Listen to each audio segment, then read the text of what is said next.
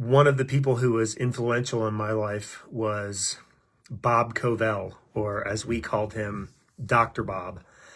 Dr. Bob was my 12th grade literature teacher, and he just had a way of teaching and encouraging me to read and encouraging me to access parts of my brain that I didn't know existed.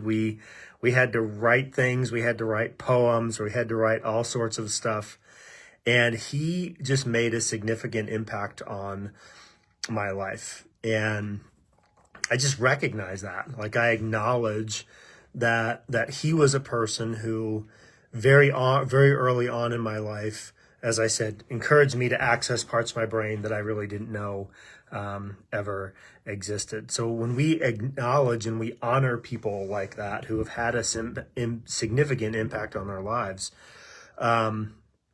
it helps me have a better understanding of the things that he taught me. Like, I'm just really grateful for him.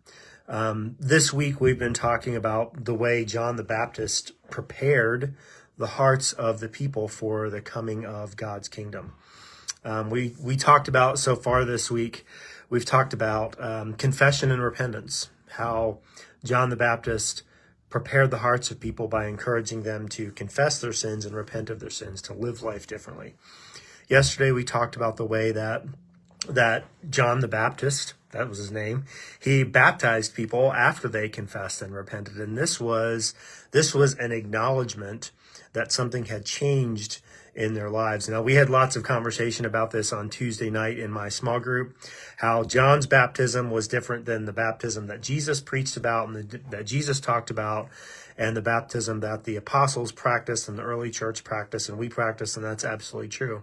But the reality is that in order to have hearts prepared for the returning King Jesus, we want to be baptized. We want to confess, we want to repent, we want to be baptized. We see all of these things in the Bible. And then lastly, we want to acknowledge Jesus as God's Son. And we see this in Matthew chapter 3, verses 16 to 13. It says, after his baptism, after Jesus' baptism, as Jesus came up out of the water, the heavens were opened, and he saw the Spirit of God descending like a dove and settling on him. And a voice from heaven said, this is my dearly loved Son who brings me great joy. So God is acknowledging that Jesus is his Son. And we're going to be talking a little bit more about this week as we pick up the Mary story from Luke chapter 2. But if we want to be prepared for the returning Jesus, we have to acknowledge him not just as a great teacher, not just as a great moral leader, not just as a prophet, not as any of those things, but we have to acknowledge Jesus as God's Son. And there are some implications of that. If Jesus is God's Son, then we should listen to him. And I would encourage you to think about what you think about Jesus. I would encourage you to acknowledge him as God's Son and then live your life in accordance with that reality. I love you. I'm praying with you and I'm praying for you.